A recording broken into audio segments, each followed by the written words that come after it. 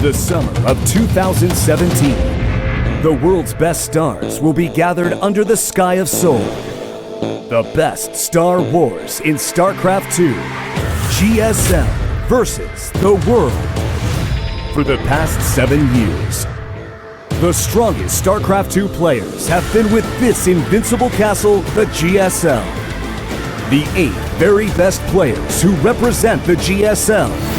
Stats, Sue, Innovation, Dark, Hero, TY, Young, SOS.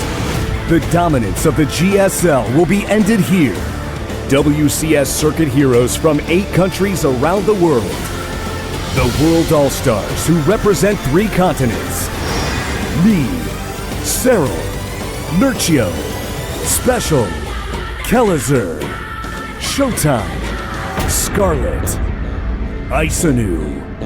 The honor of the country, the team, and my pride will be on our shoulders.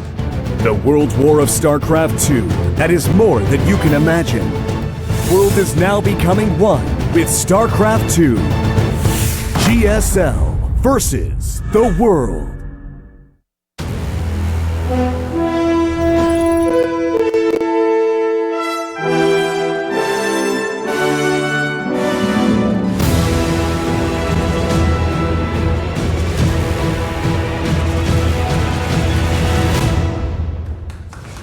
Roll up your sleeves, have you heard the news? So just a rabbit chat. There's a villain in town, I heard he's the most dangerous one in that. Come in and forge the iron, lasting for the battle breath. Take the cape and the belt, better take another sip of the filter now. We are back at the GSL versus the world. I'm Tasis, joined with, as usual, Artosis, but special guest Rotterdam. Unusually, special guest Rotterdam and In Control are with us as well. Day 1 kicked a lot of ass, but I think Day 2 is going to be even better. Yeah, it's a huge pleasure to be here. I mean, you think you guys do a pretty good job, but for these big tournaments, it's time to really bring in the big They guns. need to step the guys, it up. Yeah. The foot soldiers that are out there doing it every Well, day. the only way they could make us look better than we already look is to bring these Yes. choppers. Oh, what did I do, guys? Come on. Sorry, Don't drag sorry. me into this. This is guilt by association. anyone right? else Should hate this you Rotterdam wanna really be tried a it wrong? Roddy? It's true. I'm done. So, Look, Ketchup, what do we have going yeah, on we today? were talking about this earlier. This is like Ketchup and ketchup mustard, and mustard over here, and then you guys Can't are, unsee. I don't know, You know what a I said, though? blueberry I like- milkshake. I'm not I sure. submitted that you look like Blink 182 We're talking meets about me? Insane Clown Posse. Yeah, that's you, man. This is Halloween's just savage. right around the It's corner. coming up. I'm getting ready. So, StarCraft, guys. StarCraft, esports guys. So why? What? Oh yeah, video games. That's why we're what here game are we today. casting here? Oh, that's right. StarCraft 2. StarCraft 2. So yesterday we had some truly awesome games. Although overall, No. as expected, Korean dominance. Cyril games Come are on. pretty That was good. pretty good. Cyril was good. Check that out. Yeah. Sure. That was quite was a good special. series. But only special is the non-Korean that's managed to move forward here. At least in the first half of the round of 16. Yeah, and he played against Kelazer, so it's not like he knocked out somebody else. But Yeah. we had a couple of one-sided In a series. especially PvP, in at the least one Protoss does make it out of that match. This is true. You know? This is true. Well, he wasn't wrong in what he said, Jeff. He wasn't wrong. Yeah, no, it's true, but at least we got one that's in there, based off the way the brackets are set up. But hey, I'm an optimistic Nick, guy. if enough non-Koreans face each other, we could see them even We might their see way them way get up there. eliminated a little bit slower. We'll see. Today is the ultimate GSL versus the world, though. We've got 4 Yes. Koreans versus 4 non-Koreans, and I think all 4 matches are going to be awesome. But tasteless, first things first. Dude, guys, join us tomorrow. It's going to be here at the studio, and then definitely do not miss out for our final day, which is not going to be here at the studio. Yes. But it's going to be at Gyeonggi University. Come down, and I would say show up very early, especially for our finals days. It does fill up, and especially for somebody who's come here overseas. We would not want you to end up being stuck outside the venue. And to make this really clear, we have way more StarCraft for the next 2 days, starting at 3 p.m. KST, both of the next 2 days. Tomorrow in the studio, the round of 8 and the round of 4. So that's going to be a super long day for Roddy and In Control, as me and Nick are taking the day off. And then, of course, on Sunday, the team match as well as the finals. Make sure you come down there. It's going to be so sick. the door prizes. They're giving away those statues, you guys. Yeah, those like That's right. $500 statues. and Freaking stuff. statues, It's so crazy. incredible. Have you guys been there before, the venue where we're going? Haven't been to this one. No. Not that one specifically. I heard it's lovely in the summer. Yes, you definitely got that right. If lovely in the summer, if by lovely in the summer you mean Air conditioning 38 inside. degrees and humid, yes, it's going to be fantastic up there. So here's what we have so far. Stats managing to eliminate Hero. Special defeating Kelazur. Innovation takes on Ayusanu. And Byun barely managed to beat Cyril. And that last series was really something. Cyril really impressed me. It was very good. Yeah. Extremely well casted. It was an amazing match. Well predicted, I'd say as well. Yes, Yesterday was a well lopsided predicted. day. Today we're hoping for more. Like if you look at just on paper, these matchups right here, big names, much closer. I think Neeb has a good shot against SOS. Ty against Scarlet's really fun. Looks cool. Now, what I like about these matches as well is that these are all players that I've almost never played against each other. Neeb SOS never happened before under an official, official ruling, maybe on ladder. TY Scarlet only once, years ago. Nurture Dark never happened before. Zoo Showtime just once in an online tournament, and I feel that's truly what this tournament needs as well, right? Because this is a special type of tournament, so you want to see matchups and players go up against each other that normally don't play against each other. Yeah, and this is going to be like a crazy day too. I look at that and I think that every single one of those matches could go to the foreigner, even though it's, obviously we look at these Koreans, it's like, well, these are the very greatest players in the world. It's a tough one. Nurture Dark, bruh?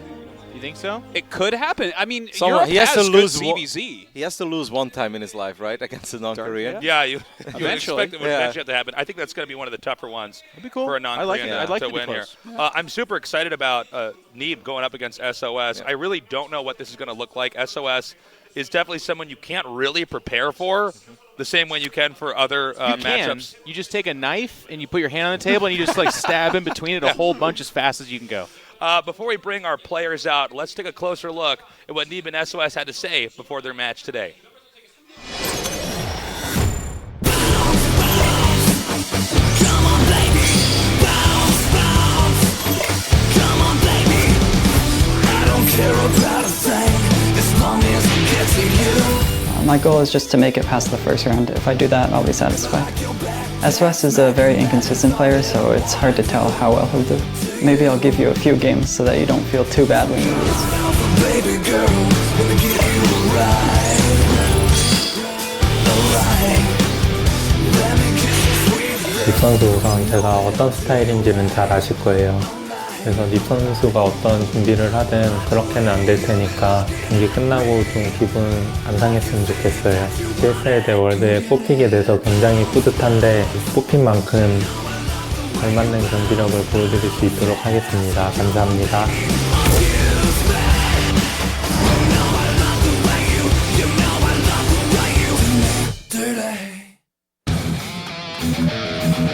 All right, guys. It's With time. the trash talk Oh, there, come guys, on. might give SOS a few games. Now, unfortunately for Neeb, a few is 3, and this is a best of 5. These guys. I think of like MMA fighter, like Conor McGregor comes down and like, what do you think your fighter's like? Oh, well, if I make it to the 4th round, be pretty champion here, I'll be happy about it. Is that your best Irish accent? No, it's like, hang on, Wow. let me think of it. No, I don't got it. You don't got it? No, I can't do Irish. Irish? You don't have to be like, oh no.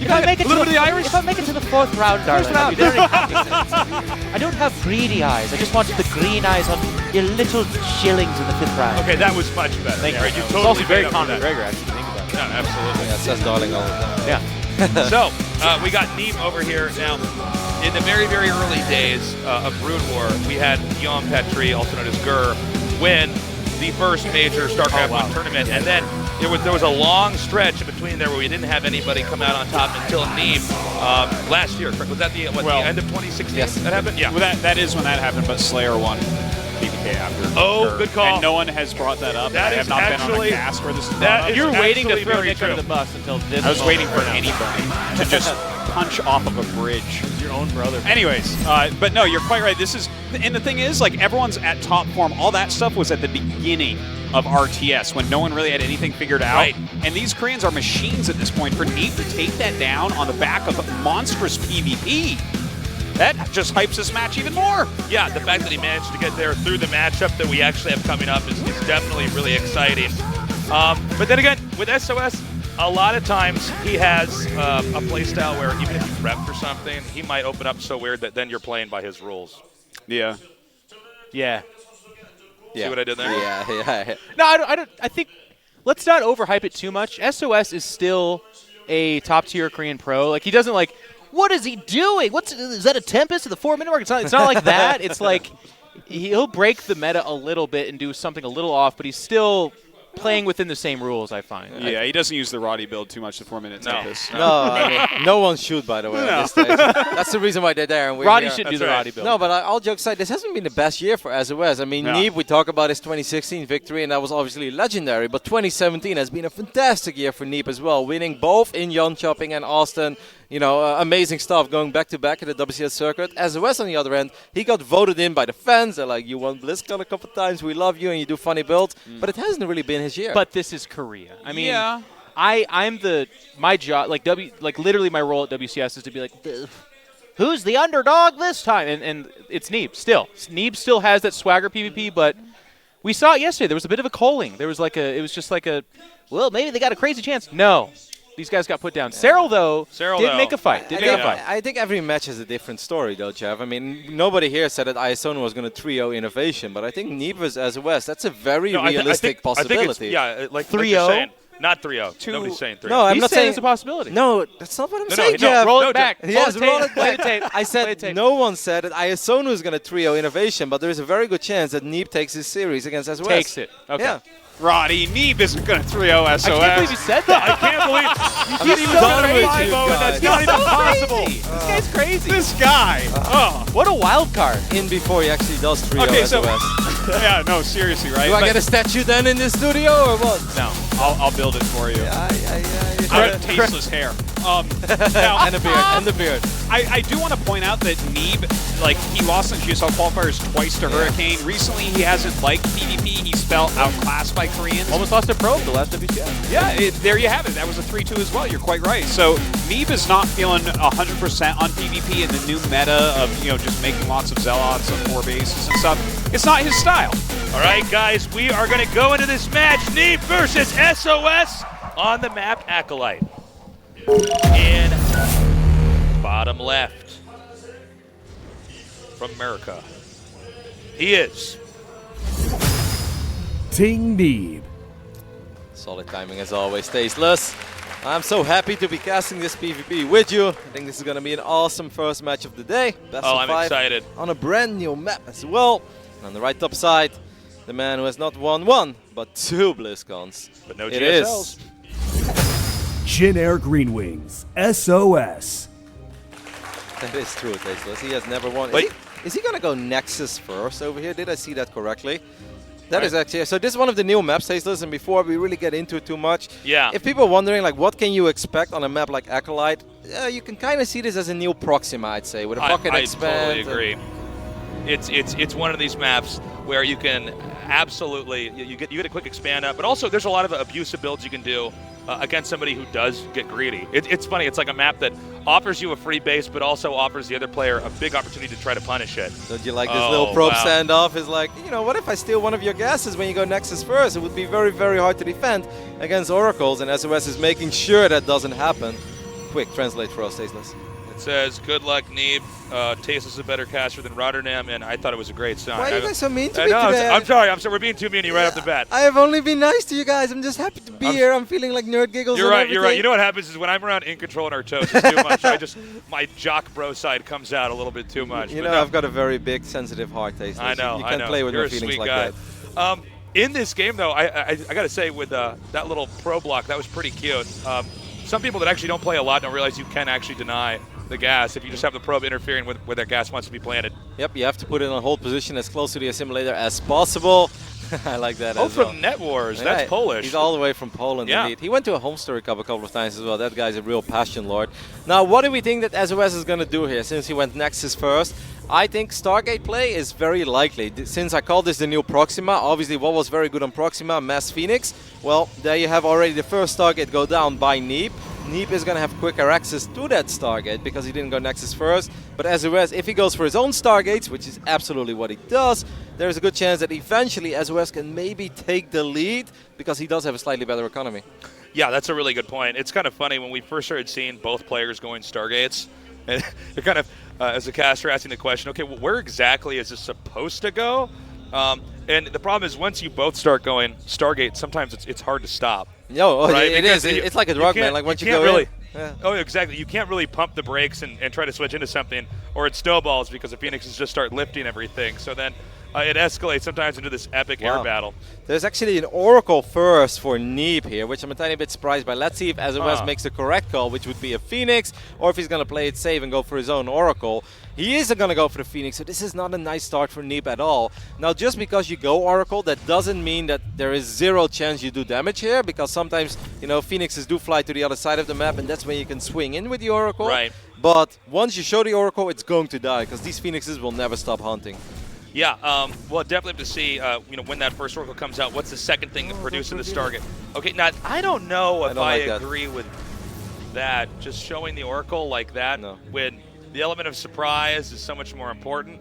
I totally agree with you there, especially because this is a map that is very similar to Proxima. And once again, I already said it before the Stargates went down, Proxima, Phoenix versus Phoenix was very, very common. Everybody loved Phoenixes. And at this point, if you go for an Oracle, which I already think is risky for a map where Stargate play is obviously very powerful, and for people wonder, like, why is Stargate so good here? It's mostly the pocket expand, which just makes it so easy for the Phoenix player to expand. But Neeb is kind of telling him, it's like, hey, I've got an Oracle. SOS is like, well, thank you very much for revealing your Oracle. One worker, two worker, but that's it. Well, now he at least knows what SOS is up to, but I feel like Neeb is already inherently kind of an odd position. He's going to go for Blink here.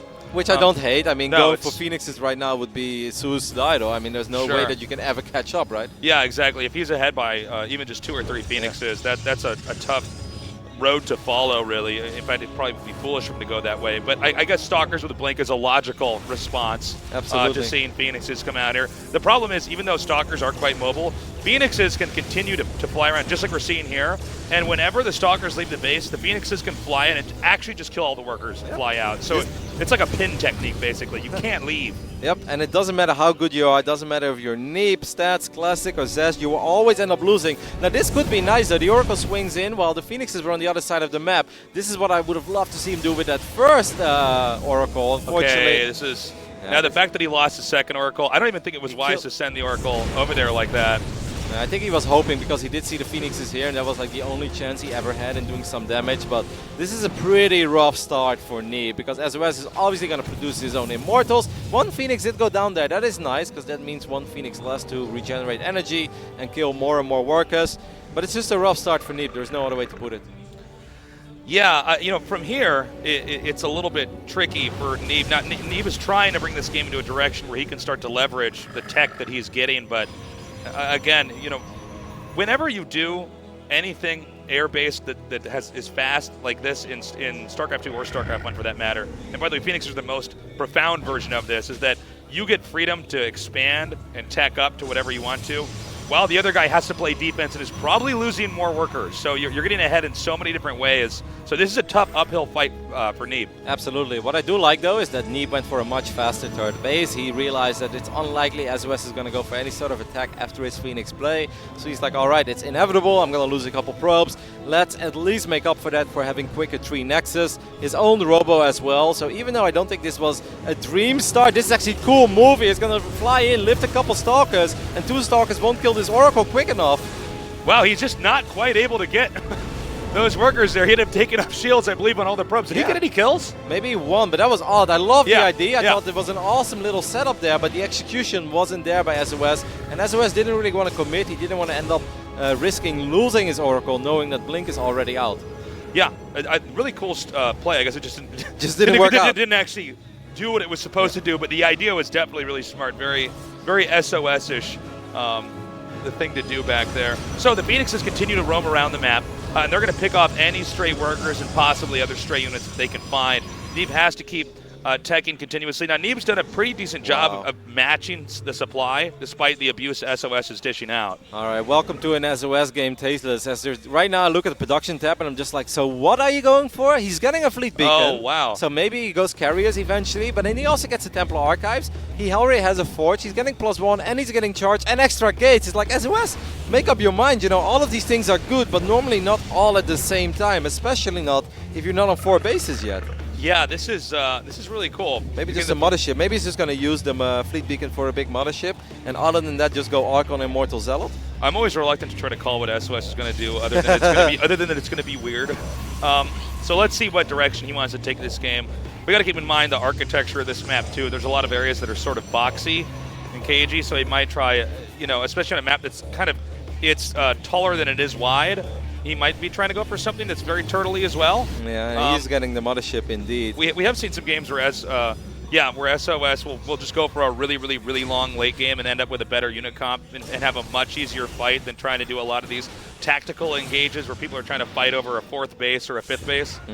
What I do like from Neeb is that he's getting double forge. If you're both doing the exact same thing, and even though he lost quite a few workers in the Oracles early on, with that faster Nexus, Neeb never felt that far behind. Also because SOS didn't make more Phoenixes, he was happy with 4. I think maybe if he would go up to 5 or 6, he could have done a little bit more economic damage. So this is a very playable game, and then I think going for a faster double forge. If you're both making the exact same units, upgrades are obviously going to be very, very important.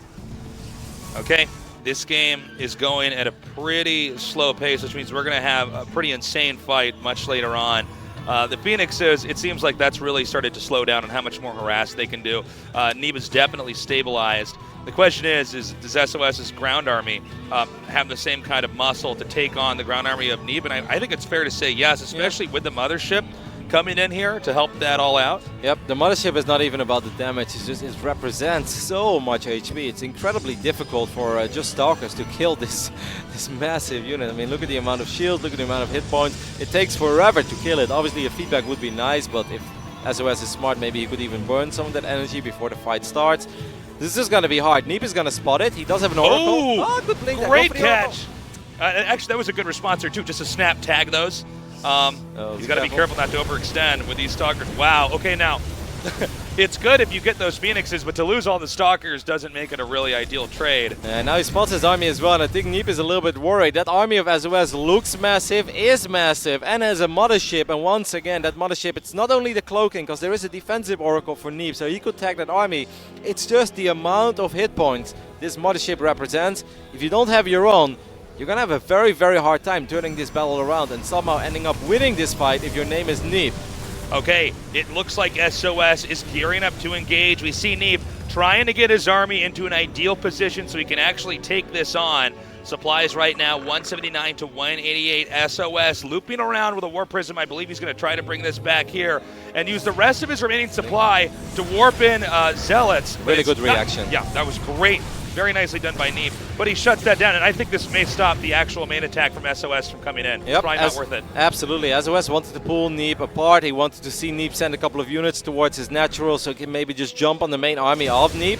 Neeb is not doing it. Neeb is only now, though, getting his own fleet beacon. Now, the good thing is, Neeb is going to have an upgrade advantage. His +2 armor is about to be done, while SOS's +2 armor hasn't barely started. It's just like 10 or 15 seconds in. So that is one thing that Neeb is going for himself. But Tasteless, I'm still a little bit worried about that Mama Core versus the real Mama ship. Mama Core? Yeah, that's true, man. I'm not sure exactly where this game's going to go for Neeb. I feel like SOS has seen... He's got the 20/20 vision here. You know what I'm saying? He can see all the way to the end of the game. We also can tell that SOS is actually getting a Dark Shrine. I feel like SOS is getting to the very, very end of the tech, the complete Protoss tech, to actually then have a whole lot more advantages when the skirmishes really begin to pick up. Yeah, so even though this has been a little bit of a slow game so far, obviously a couple of trades have happened as we see a big Zealot run by, but there's going to be defensive weapons and stuff. Don't think the entire series is going to be like this. It's just mostly Acolyte, it's PvP with a pocket expand. These kind of games are quite common. I think he's going to go for it, man. I think that with Zealot Warp happening over here, the Mothership is actually going to try to dive in. There are Zealots, by the way, north of this screenshot, but Neeb now coming in from behind. This means this army is going to be pinned unless recalled back over here. That was a good place to recall as well with those Zealots there. But there's still Zealots destroying this expansion up here. Yeah, that's 30 workers. That is more than just a couple. 30 probes down the drain. Obviously, Neeb killed a couple of probes as well, but this is awesome stuff.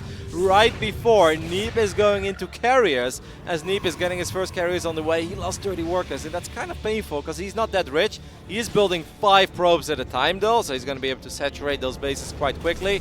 And now it really gets interesting. Does SOS have any idea that carrier transition is on the way? And when will SOS attack again? If he attacks anytime before 3 carriers, I really prefer SOS's position. But if he lets Neeb go up to 4 or 5 carriers, then I obviously love the position of the American Protoss. Yeah, certainly. But you have to get there first, right? Yep. And that's where we're going to have to wait and see this actually unfold. Now, this style by by SOS, which is really good. At this point in time, Protoss can end up with an excess of minerals, and to just dump the minerals out on zealots that can be targeted for instance, nexuses that might be mining gas on the other side is a really good way to handle this economically.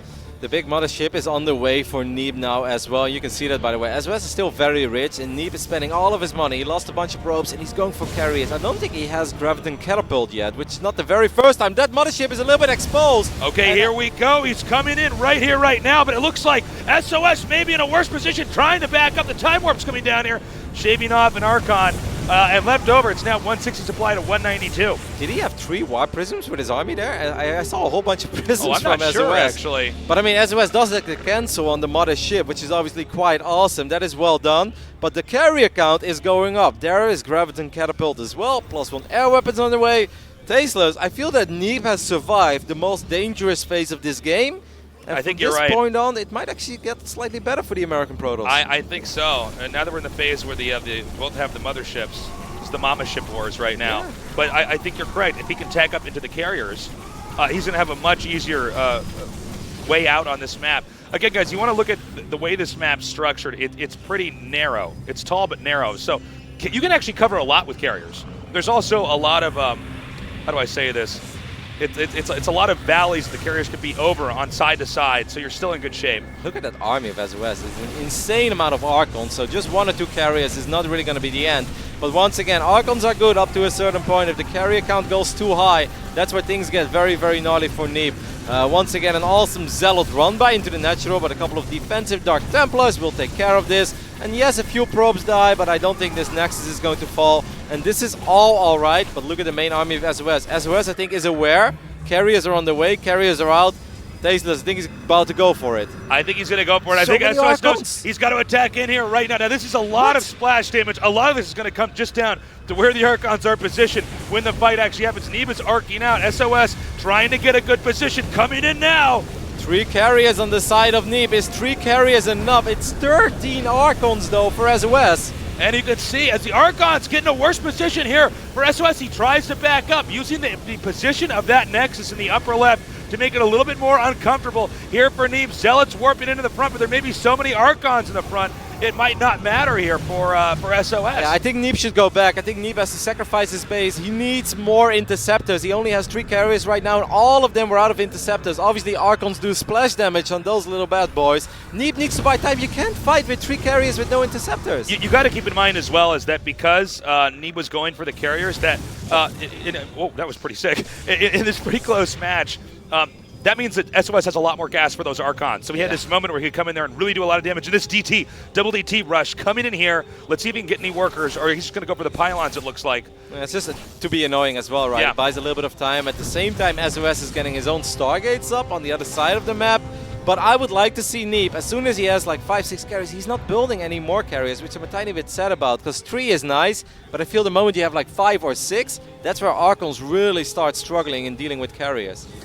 Okay, we have another warp in coming in, and it looks like SOS may try to re-engage. Important to note that SOS is not going to go for a harass with engage, because he just used up that supply. Sometimes in PvP we see players float at 180, and then they get a warp prism in there and they use that last set of supply to warp in zealots somewhere else, and they want to try to disjoint the main army, and then you end up with a better setup. This base is in a lot of trouble. If I was Neeb, I would just let it die this time, because that is a massive army, and with only 3 carries, it's not going to be enough. You know what I'm a little bit surprised by, Tasteless? What? That we don't have plasma shields on either side with this That's many actually Archons. true. We're at that point in the game where you might as well just get every upgrade for everything. By the way, something I really want to point out is super important. Since this is a game where we might have the map split, take a look at the mini-map in the bottom right. He's taken an expansion. He's taking an expansion down there, and he's going to try to suck up all of the resources so that if this goes to a later game and Neeb does try to go down there, then he will manage Neeb will find out that he doesn't have enough minerals over there. And this is a huge warp in right here. Let's see if he can disposition SOS. Oh, Neeb only recalled half of his army there, Tasteless. I thought that Neeb was going to set up an awesome sandwich there. I was really feeling it, but in the end, the double Warp Prism pulled Neeb out of position. Now he's going to recall again. He recalls back to this base. These plays, Tasteless, this is insane. What are they doing? It's pretty cool to see this chess game they're playing where they're trying to just out-position each other constantly. Neeb seems to now be moving out, perhaps itching to try to engage SOS here. SOS is actually looping around. Now, with this position the carriers are at, they can be a little bit more abusive. And I feel like SOS may actually have to try to teleport back home because, yeah, there's no other way he can be in that position. Yeah, I totally agree with you there. That was a good move by SOS. He's getting his own carriers on the other side of the map. He's building carriers and getting another fleet beacon. Now, that's a bold strategy, Colin. Let's see how that plays out for him. But I guess he's just even SOS is struggling right now with how hectic this game is becoming, but he does get another Nexus, and that's obviously awesome. I feel like slowly but surely, SOS can win this game as long as he can hold up this one attack. Neeb really needs to come in here and do the damage right now because SOS's harass is really slowing down everything that Neeb is trying to do. But this army of Neeb is insane. He's got so many Archons, he's got carriers. There are a lot of Zealots though in the main base of Neeb, so you make a very good point. Neeb needs to do a lot more than just pick up a single Nexus, and he's on the hunt, he's on the chase. Where did that army go of SOS? SOS is starting a base trade? Yeah, no, I think that's exactly what's happening. The only problem right now, though, for SOS is his army is by far inferior compared to what Neeb has. Neeb is moving around with this death ball that basically, if the armies ever do collide, Neeb should, no matter what, win. Yep, Neeb just recalled. He wants to protect this one base. SOS took a secret base on the right bottom side, and that base could become very, very important. It's funny because we were talking about that bottom right base and how if the map gets cut in half, then maybe SOS can get an advantage by mining that location out. But now in a base trade, that bottom right location, that may not be scouted the whole game, which may completely screw up Neeb's decision making. Yep, in a game like this, I honestly don't think you worry about a base in the right bottom side. These Dark Templars are making Neeb's life a little bit easier though in cleaning it up. Neeb spots the carriers of SOS now, and now I truly wonder, what are you going to do? Does get a decent revelation off. I feel like the Immortals of SOS are a tiny bit useless now, right? Because it's just pure Archon. Oh yeah, that's actually a really good point, Roddy. The Immortals don't have a real function here. But I think the longer that Neeb waits, the more carriers SOS is going to have. This game is madness. I have no idea. Yeah, this is possibly one of the most epic PvPs I've ever casted. We don't normally get to this point in time. But to go back to what you were saying, Roddy, I think you're right that with Immortals having no function, whoever has more Immortals is actually kind of in a bad position. Yeah, when that sounds weird. It sounds weird to say, but I think that's actually the case. Yeah, obviously they do a little bit of damage to the Archons, so it's not like they're useless, but there are better units to have. Archons and carriers. It's very important for Neeb that he gets on top of the production here of SOS, because the longer he waits, right now SOS I think has 4 carriers, but if SOS gets up to like 7 or 8 carriers, then I really don't think how Neeb is supposed to win with an inferior economy and not being aware of the hidden base in the right bottom side of the map. Okay, so SOS is moving in again. The mothership does have energy. I think is he going to go back to this Nexus? I think he's actually going to sack this Nexus, which means Neeb's not actually mining from anywhere. Neeb's minerals currently at 300, by the way. Yep, well, I mean, he's getting on top of all the Stargates, so this is nice, though. I do like that Neeb recognized that as well, as realizing, like, okay, I got to do it now, otherwise this will only get worse. Is Neeb going to recall to one of these 2 bases? You know what I'd love to see, Tasteless? Why don't they get, like, 1 High Templar to feed back the mothership? Ooh, you're so smart. I don't know why we didn't think of that. Yeah, that would be huge, just to get that off and delay. And you can actually force a fight. Your opponent doesn't want to have. He did use the Rico in the natural. Here we go. The Archons are here. He's trying to chase this down. The carrier's bunched up. The Archons get to their splash under there. It's going to be a lot of additional damage. He manages to escape and goes to the bottom right location. Now, this is the only mining location, I believe, on the map. Am I correct about that? Yeah, I think you could. Well, there is still that one base, but Neeb had probes there, and he was just like, hey, you recalled, but you didn't recall to the base where my probes were. So I think Neeb has now picked up on the fact there must be a hidden base. And Neeb is on the chase. He loves his army. He feels like his army is a lot more powerful, and he's going to try to end it right here, right now. SOS has to hold this position unless we get into the race where they're trying to wipe out each other's buildings. Neeb, where's he going? Neeb's going north. Does he not know? Oh, no, he knows. He knows. Okay. All right, he's off the hook, guys. Never mind. He doesn't want to go up the ramp. He doesn't want to go up there yet. The problem is that really the base at the bottom right might be the most important. It's 15 Archons for Neeb against 5 Archons of SOS. Now SOS does have more carriers, 5 against 3, but can that like somehow overcome 15 Archons? I'm not actually sure how this works with Interceptors and Archons together. Yeah, like, I'm not actually. I don't get to cast a lot of games exactly like this, but let's see what happens. Again, the rest of the army is Immortals. Keep in mind, I don't believe either player really has a lot of warp-in options here. Neeb actually supply blocked and not making any money, so Neeb has to make this army work. This is basically it.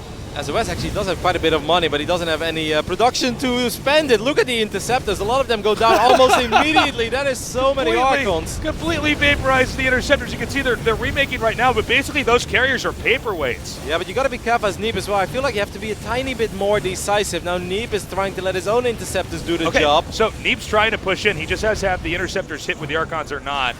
I mean, right now it looks like there's a bunch of cotton balls for Neeb's army. If he could just keep the Archons kind of underneath everything, then they can hit the Interceptors. But he's got to be careful. There are still pylon cannons that can be used here. And real cannons there as well, yes. quite a few. Oh, this is so close, Stasis, because with 5 carriers, if these 5 carriers go up to 4 Interceptors for sOs, then I actually believe that sOs can maybe hold, despite the fact that he was down 10 Archons. I think he wants to try to shave off Archons one by one. It's just very tough to do.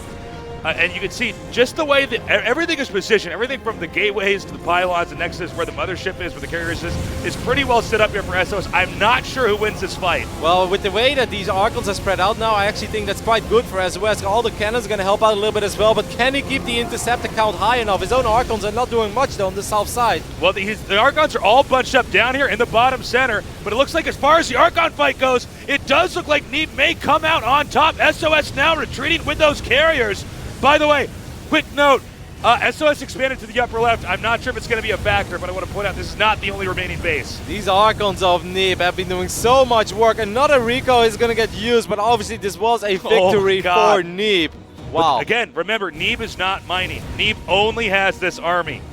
This is the slowest game of whack-a-mole I've ever seen. But if Neeb can get up here to the top left, oh, wait a minute. He's going to try to base trade, Yeah, he's going to try to base trade him. I think sOs is like, all right, I'm not going to kill that army ever, even though I've got 2,500 gas. If only he still had gateways and Templar Archives, he could have so many Archons if he would get a few extra minerals as well. Oh, by the way, I forgot to mention, there is long-distance mining, just no base here for Neeb. So, Neeb is actually doing a really good job about where he's headed exactly over here. He comes up, he sees where that army is. Now, how many other pylons are there on the map? I guess Neeb did still leave some bases there, in the some pylons in the bottom right. Remember, the conditions for winning or losing is you have to destroy all your opponent's buildings. We rarely get to that point, but this may be one of those moments. No, actually, this is sOs's game plan now. You're spot on, because he's like, all right, I'm not going to kill that army. He's got too many Archons. Now, this is maybe a chance for sOs, because it's 5 carriers against 3. I think he should have just sent the Zealots. Yeah. I mean, the Zealots have no functional role here. But sending the Archons, too, I feel like is a little bit risky. So there's 5 Archons left now in the main army. He's going to jump on top of these Archons. If he can kill these Archons, one carrier might go down, though. Is he going to be able to save the carrier? He gets one.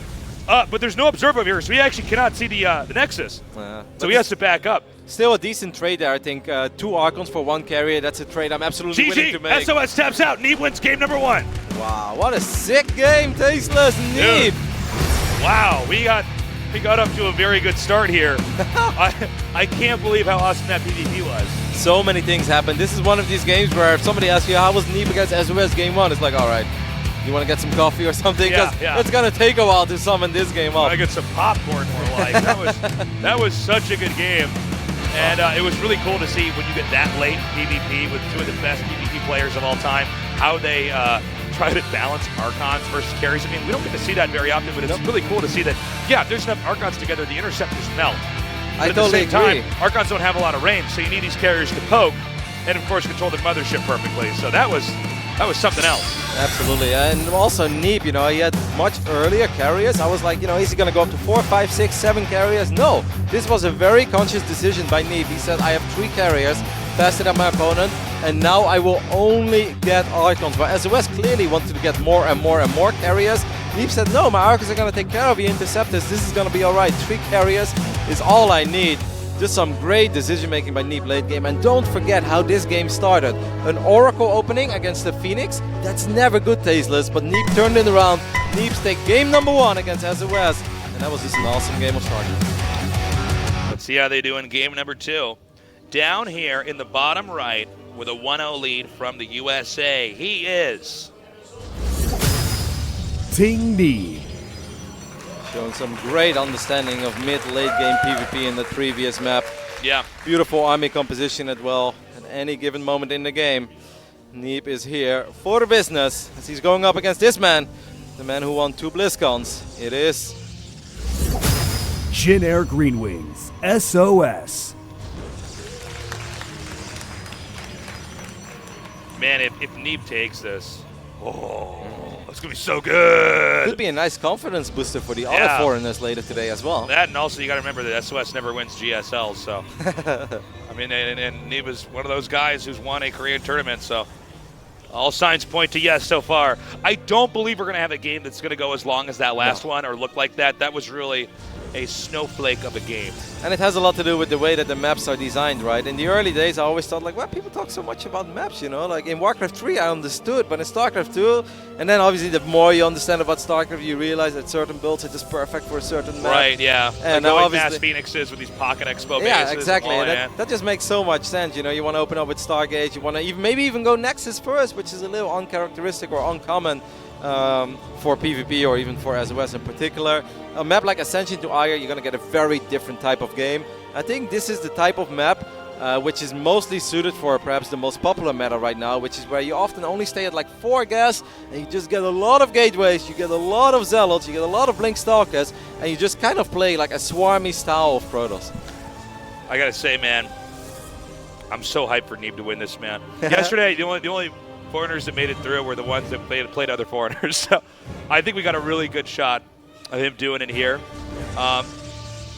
I totally agree with everything you were saying, Roddy. I feel like one thing that Neeb has an edge on here. Whoa, what? Whoa. He's angry. Yeah. You will not get out of my base. I will have one more probe this game. No, but one thing to keep in mind is that you know, when we saw Neeb win his very first Korean tournament, he had a pretty like defensive, safe way of playing. He even said in his interview, he's like, I'm a little bit greedy, but it seems like nobody was willing to go in there and punish me. But most of those games were won within like 10, 12 minutes. It's crazy that he actually played a safe, long game like that last one and actually got all the way to the end and had the proper answer to the 2-time world champion. Yep. I was kind of wondering, like, SOS with his super fast Twilight, SOS is playing a very greedy style of Protoss here himself. He went for a super fast expand, he even burned a Photon Overcharge just to kill a worker, then dropped his own quick Nexus, pretends like everything is normal, but things are not normal, Tasteless. That's a very fast Dark Shrine. Stargate opening for Neeb as well. If Neeb can see SOS just one time slip up with the wall of here, if these adepts can make their way into the main base, but that will not happen. Yep, they'll bounce right off there. Very good response by SOS. Let's see that's how a big ready. tell. Yep. Very, very big tell here Yeah. to find a probe. Suddenly, like, what are you doing? You got a pylon somewhere here, mate. Yeah, what exactly are you up to? Why would you do that early on in the game? You know, you don't have to see the Dark Shrine to have a lot of other things that can indicate, okay, something's up. And again, one thing about the DTs is, at least for the initial attack with the DTs, it's sort of hinged on the hopes that they don't have detection in time. Or and it's then, not in place. Right, exactly. And then the other thing is, if you get the DTs and the game's continuing on, you can use them to run inside the base whenever the other player leaves. Now, the funny thing is that probe that just got picked off actually didn't drop a pylon yet. So SOS had to send out a new probe. He did get a pylon. Now, it's obviously a little bit later because this, there could have already been a couple of Dark Templars being wiped in. Just now, the robotics facility is wiped in for Neeb. Now, obviously, it's still going to take a while before these DTs, after the slow warping, show up. But Neeb kind of needs to keep this Oracle at home. If he doesn't keep the Oracle at home, and imagine in a worse world where he uses Pulsar Beam for something else, Neeb could get in a lot of trouble. Okay, he's also getting one Observer. I believe the Observer will just barely not be out in time. No, that's SOS's Observer. Oh, I'm sorry. What am I talking about? Yeah, that's actually... Then, yeah, you're right. The Oracle is the only thing that he can actually use here. Okay, here we go. Now, will he get a force field to possibly bounce it off the ramp? He's not looking. This is bad. I mean, did he use the Oracle yet? He has a couple of Adepts in the main, so that's nice, but you gotta defend against Dark Templars. They kill workers faster than almost anything else in the game. So far, Neeb killing 6 probes with his Adepts on the other side of the map. That's nice. Oh, Good that was force so fields. sick. That was so good. Look at that. Yeah, but also look at the lost mining time, though. God, these Adepts are doing almost as much as the DT. That's what's so weird about it, right, is that if you look at the Adepts, they were just as effective with the DTs. Wow. I'm so impressed with Neeb right now. That was sick. I have no idea how he killed 9 probes with 2 adepts that are obviously visible and only lost 9 probes at home against 2 DTs in 2 different locations while not having detection in place. Are you kidding me, Tasteless? It's so crazy. I am so impressed with that force field that basically locked the DTs out. You know, when you get DTs in their base, you are on a clock. You need to do as much damage as quickly as possible because they will have an answer. And Neeb handled that about as well as he possibly could have. And the fact that it was an even trade, I feel like Neeb's in a very good spot. There are very few Protoss who would have defended that well as Neeb just did, while focusing on the defense. And Neeb was actually focusing on offense at the same time. He was killing a bunch of workers on the other side of the map. And after all of this, Neeb has a work account. Now one more Dark Templar did sneak into the main base. There is an observer here. Can the DT make it out? No, it cannot. So that's 1 Dark Templar for 3 probes.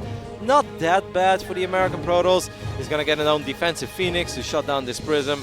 I'm amazed. That was super high level play by Neeb. Of course he lost mining time and stuff like that, but the fact that he only lost, and I say only, 9 workers against 2 DTs, not detection in place, and still killing 9 probes on the other side of the map, that is very impressive.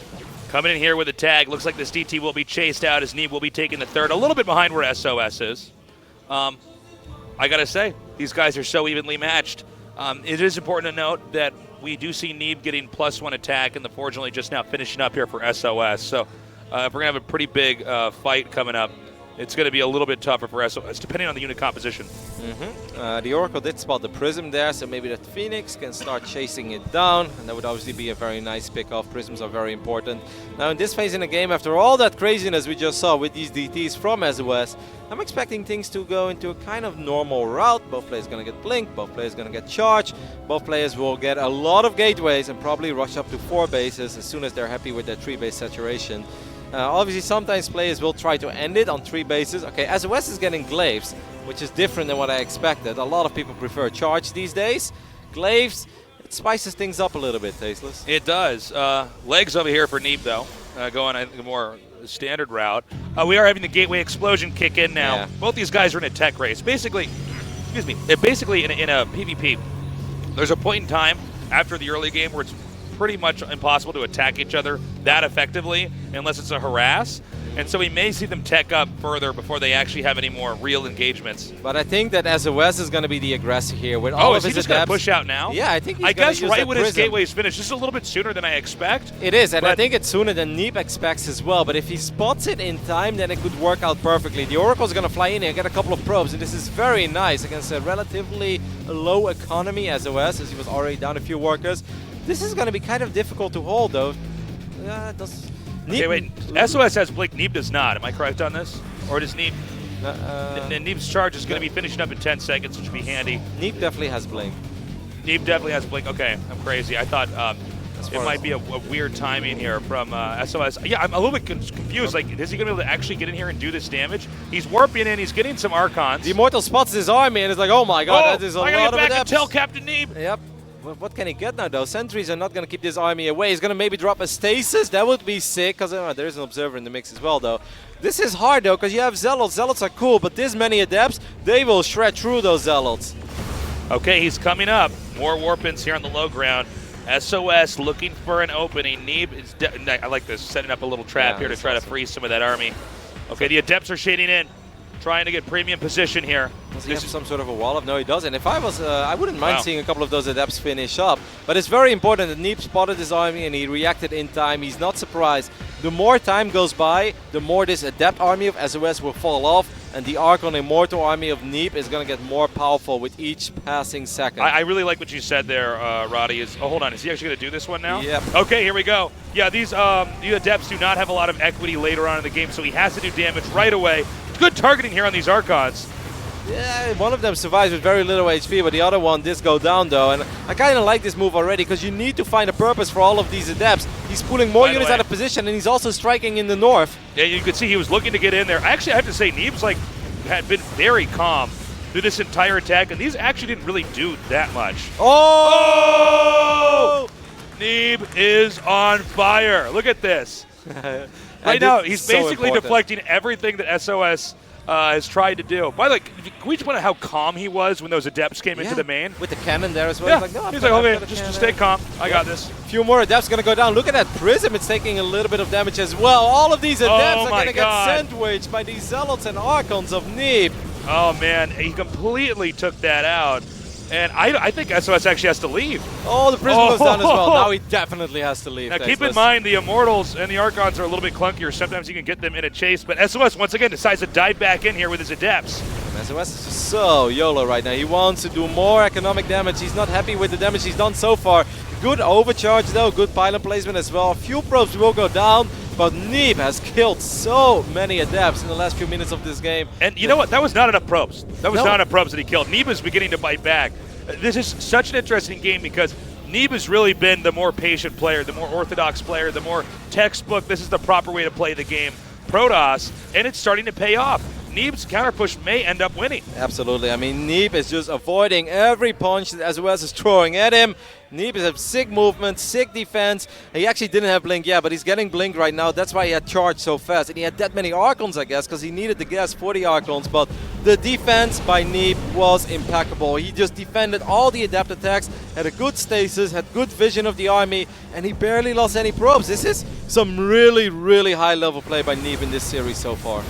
Okay, another great force field here, boxing this in, making a fool out of SOS for ever daring to make these attempts, Roddy. One will get out, but it's awesome. Where did that sentry even come from? Who has a sentry He there? let that one live. He's like, send that back to SOS's base with a message. Never come for my probes. That's right.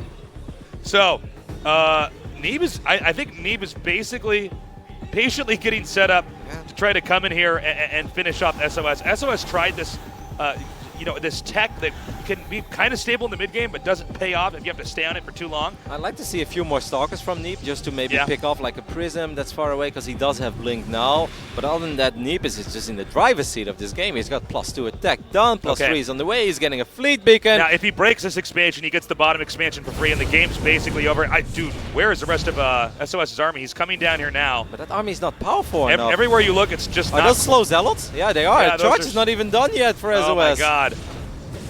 I think you can see Neeb really erring on the side of caution here, because he knows if he wins this, I mean, he could probably win one of the next 3 games and be in a pretty good position. This is nice harass though with the Adepts. I do like that. But Neeb, you can just go for the fort base. You don't have to go for the turret. But he's like, no, I can actually kill this army, and I'm going to try to kill this army. Charge is still not done yet for SOS. Still more Archons coming in here. Great force fields.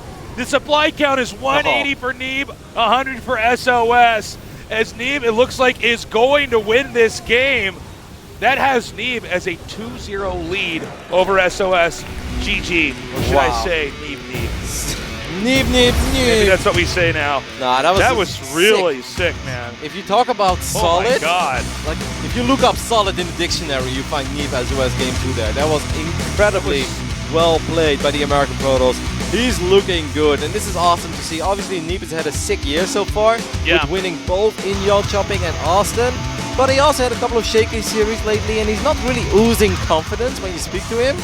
But damn, is he playing good he's today. a bit of a shy guy, but at the end of the day, our metric for how good he is not how shy or confident he is. When you look at the game, I'm like, oh, Neeb, you know exactly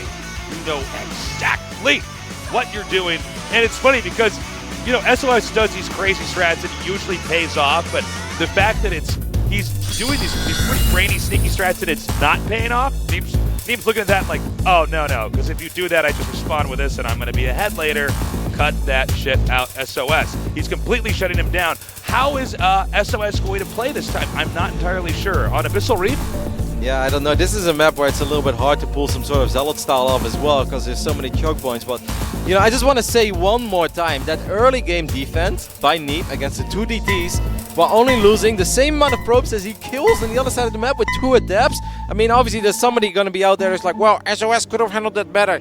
Maybe, but Neeb still did an absolutely amazing job. Very true, very true. In the upper left, with a 2-0 lead from the USA, he is Ting Neeb.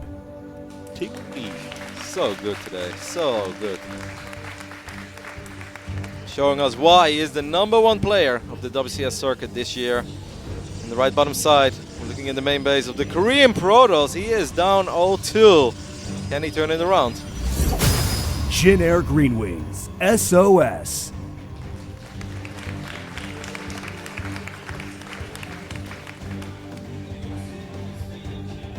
SOS in a really awkward position so far. We've had so much Korean dominance, obviously, throughout all of StarCraft's history, but here in the GSL versus the world as well. But Neeb is turning this on its head. And honestly, I always do feel like SOS, throughout the last several years, you could always say at any given point in time is one of the best players in the world, you know? He's always out there. He's always grinding. He always has a good run when you perhaps least expect it.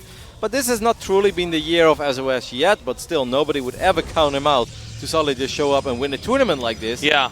But right now, Tasteless, I'm not counting him totally out yet, but I'm not giving him too many seconds either, because he's in a lot of trouble against a Neeb that is absolutely on fire. Now, if there's anybody that can come back 3-0, it's definitely SOS. I just feel like, I'm not sure if it's that SOS needs to alter his style. We got some Neeb support here in the studio. I'm actually sure pretty much. Well, the funny thing is, though, Tasteless, why you say that, it's like both games, I feel on paper, if you present that to a lot of the Protoss professionals, you know, one guy opens Oracle, the other guy opens Phoenix, who do you prefer? Everybody will say, obviously, the Phoenix. Game number 2. Yeah, we were saying the same thing. Yeah, and game number 2, you have 2 Dark Templars running into your opponent's base. They open up with a Stargate, while the Oracle's on the other side of the map. Which position you prefer? Everybody is once again going to say SOS. It's just Neeb's execution today. It's just on a whole nother level. He's in a rough spots, but he turns it around, and that is super impressive. I think, you know, if you had to highlight one thing about Neeb, I think it's patience. He is just so calm. Like, when we saw those Adepts in Game 2 shade in, that was like 13 Adepts, I believe, right? And it was completely set up to dislodge most of the army of Neeb, and then SOS was going to strike from the top, and most people fall apart. I mean, 13 Adepts is a lot. Neeb so patiently microed that, and then eventually just pulled back and locked those Adepts in between the natural and the main, where they couldn't really do anything, because they really just want to kill probes, right? If they're hitting like gateways and pylons, you don't really care. And then he deflected SOS at the top. I mean, most people panic, especially in a big televised match like this, and Neeb just completely reacts. And not just that, then also the follow-up with that one stasis when those 12 Adepts try to get out of there. It's like, oh my god, you're just on fire. Now, once again, on paper, a perfect opening here for SOS. It's Stargate against Stargate, while Neeb is going with the Oracle, SOS is going with the Phoenix. You know, if I was SOS right now, right, I'd be like, all right, obviously make sure that you know you're playing against an Oracle, kill it with the Phoenix, make 5-6 Phoenix, don't make only 4 like you did on Acolyte, then go for a quick Robo. And then just make Phoenix immortal and try to apply some serious pressure to Neeb. I feel like that would be SOS's best game plan, but let's see where he takes it. Okay, we have the Adepts of SOS coming out again. Neeb's Robo is on the way. Once again, SOS leading on Phoenix style, at least to start things off. And Neeb going for the Oracle again. Yep, so. It's double Oracle even. Like, I wonder if Neeb would ever cancel the second Oracle. Where are your Phoenixes, SOS? You cannot afford to lose too many probes here. That was good, actually. He had an overcharge in the natural, and the Phoenix is going to kill the Oracle. Well done. Very well done. Nicely played there by SOS. So far, SOS's Adepts, they've killed 2 probes. It looks like they should be able to get just a few more here. Actually, I think he just zones him out entirely. Yeah, I think the 2 probes that died were on SOS's side against the Oracle. I don't think the Adepts really killed anything. So you're completely right. I'm sorry. I'm actually misreading our tabs here. Still nicely done. Shuts that down. Yeah. I mean, Neeb is now again 5 workers ahead, which it almost makes no sense. Like, he opens up with an Oracle against the Phoenix. Now, obviously, he did kill 2 probes, and you know, once again with the Adepts, just got some work done. Excellent play again by Neeb. I'm incredibly impressed by the level of play that he's showing us today. His 1 Adept is going to spot these 2 Adepts from SOS. Where is he going to take it, Tasteless? I don't know, Roddy. Let's see. Both these guys, by the way, with really solid movement patterns. You know, it's really fun to watch their armies try to rotate around each other. This is a really important scout here for SOS. SOS kept the Phoenixes at home because he wants to see if there is another Oracle. Because what he didn't want is send the Phoenixes to the other side of the map. You kill 2 workers, you think you're doing a good job. Then the Oracle shows up in your main and kills 5 probes. And you're like, oh my god, that shouldn't have happened. So good play there by SOS. Kept the Phoenixes at home and spots that there is another Oracle out on the map. Okay. As this game continues on, By the way, this is starting to size up to look perhaps somewhat like Game 1. I don't know, at least for how far Game 1 went along. Yeah. This could look a little bit like that later on, minus the massive amount of Phoenixes we see here. But yeah, I find it hard to call this a lead for anybody just yet. We can really only remark that there's sort of different tech patterns coming up here. Yep, I mean, Neeb does have quicker blink, and Neeb has been 6, 7, 8 workers ahead, which is quite a few, though. I mean, if they're like it's 60 against 68, I honestly don't think it's that big of a deal. But 41 against 48, that turns into a pretty sizable lead. But don't forget that the Phoenixes of SOS can still do some work, so they can even things up. But I feel the longer you wait, the less impactful your Phoenix harass is going to be. And he already waited quite some time because he's so desperate in sniping Oracle number 2. But Neeb is just not giving it to him. Okay, Phoenix is once again going to try to poke in here. We do have Stalkers. The blink's not quite done yet. This may be one of the last moments the Phoenixes can come in and do a legitimate damage without being really punished. A lot of overcharges, though. Yep, okay, he's going to come in. Overcharges completely activated. He does not, however, get any of the 3 Phoenixes, only bruising them. Damn. Fast Fleet Deacon again for SOS, so you're right. Very similar Yeah. to Acolyte. He's probably going to rush up to the Mama ship once again. But other than that, just make Archons and Immortals. And don't forget, SOS got himself in a brilliant position on Acolyte. That was an incredibly well-played game Yeah, for him. it was just that Neeb basically outlasted that good position that he had. In all these games, SOS is the first guy to get into a really good spot and basically have it, like on paper he has an advantage. But Neeb just outlasts that, and as Neeb's tech develops further onward, then you realize, okay, well now Neeb's basically in a better position. You'll see SOS wiggle out of that, and then Neeb's once again in a better position. Yep.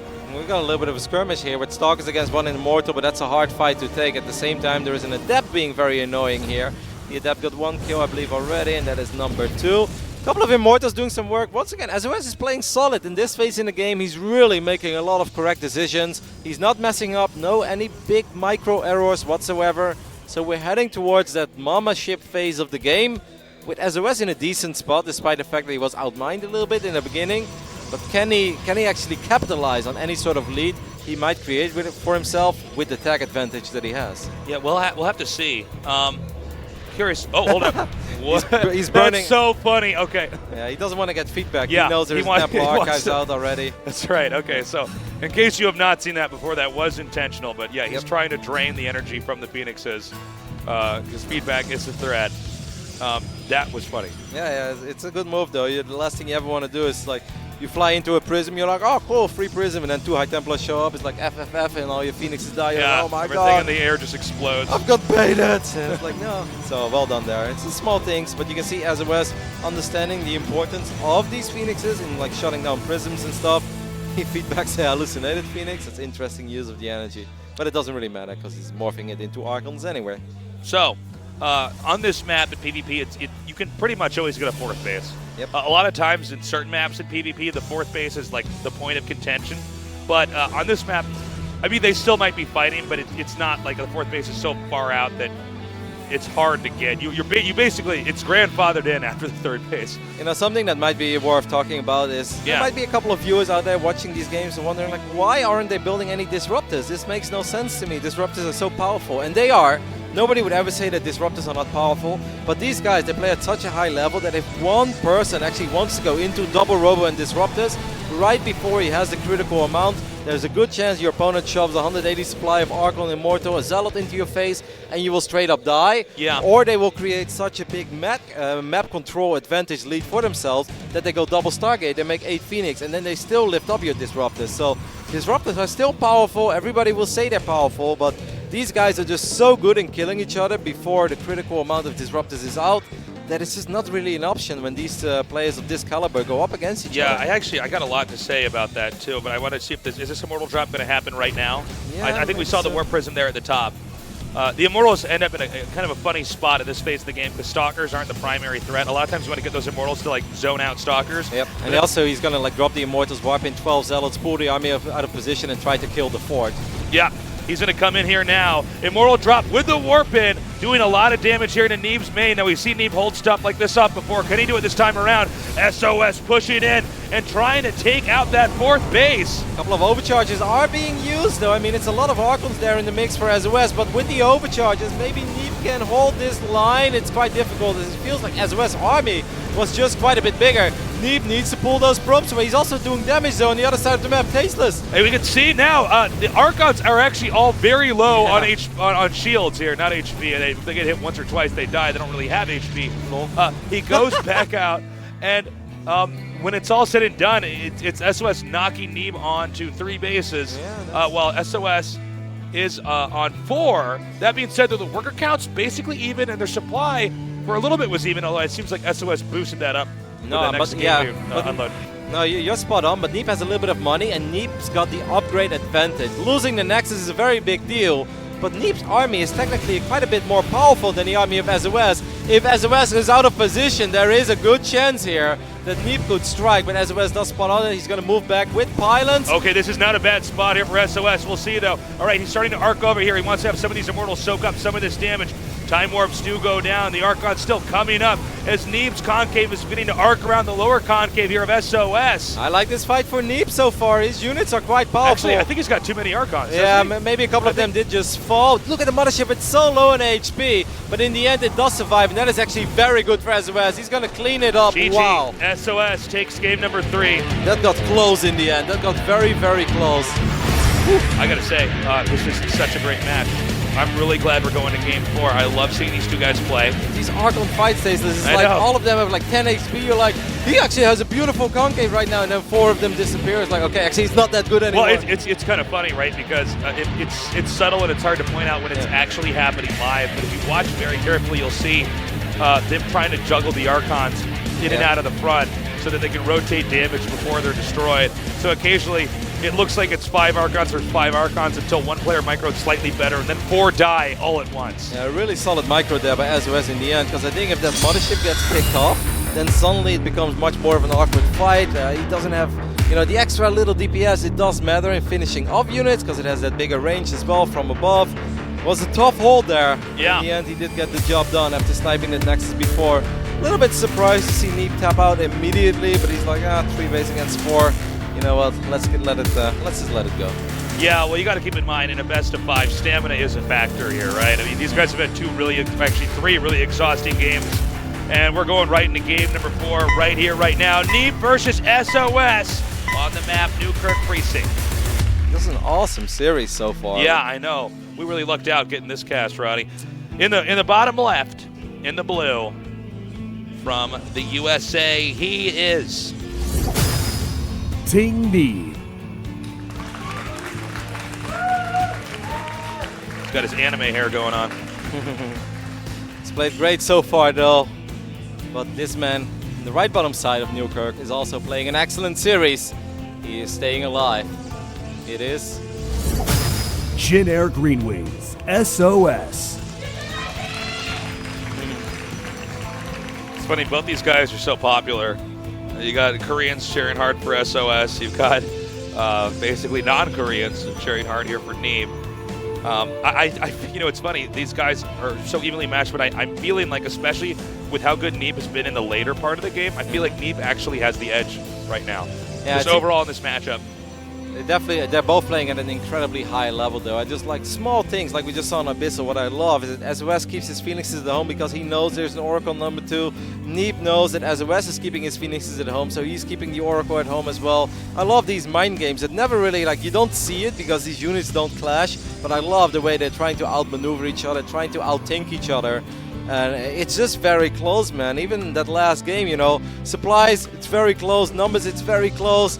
And at one point, you look at the numbers, it's like, okay, they're pretty much dead even, and Neeb's got +2 armor, but SOS has an extra base. Which way is this going to go? It's just an awesome series. Very, very enjoyable. It's also something that's worth pointing out, too, is that this game could actually be one of our long ones on this map. It's one of these maps where if you look at just where the expansions are laid out, you can split this map in half easy. There's no shared expansion. There's no ambiguous expansion somewhere in the middle where we're like, we don't really know who that goes to. They might have to fight over that. Tasteless, I think we might have a blessing. We almost never cast with each other. No, but whenever we do, yeah, we really luck out. We remember Bolt versus Strange of DreamHack last year. That's like, we got 6 games in the best of 5. This is pretty awesome. I probably cast with Rotterdam twice a year or something. We end up getting paired, and then every time it happens, some insane series happens. Yeah, these games have been super cool. We will take full credit for these games being great. That's what we're trying to tell you guys. So product of our own environment. That's right. That's right. So the Adepts are coming out. We're going to have the moment where the Adepts are going to have to juke and jive around. Neeb is actually pressing forward here, passing those Adepts. Small thing there. It's very odd to see two Adepts being split up early on. I think key is in general you want to keep them as close to each other as possible, so the shades are right on top of each other as well. But it seems like Neeb was not that worried about it. He feels that he has to move the probe, by the way. This is bad. This is really bad. This is bad for Neeb. It's really hard to kill two Adepts with only two Stalkers. Neeb is going to lose quite a few workers here. Does get the surround, which is very nice, but... Yeah, this is a really good job here by SOS. But also, I got to be critical of Neeb. I mean, you're supposed to know that that's going to happen. You're supposed to get the pylon up to have it bounce out. It was kind of bad, but it could have been a lot worse. 5 is like the absolute minimum I think you're ever going to lose there. Getting the trap on one of the Adepts was nice. SOS was a little distracted. You can see that he accidentally, I think at least, let that pylon finish up. Oh, I think you are right.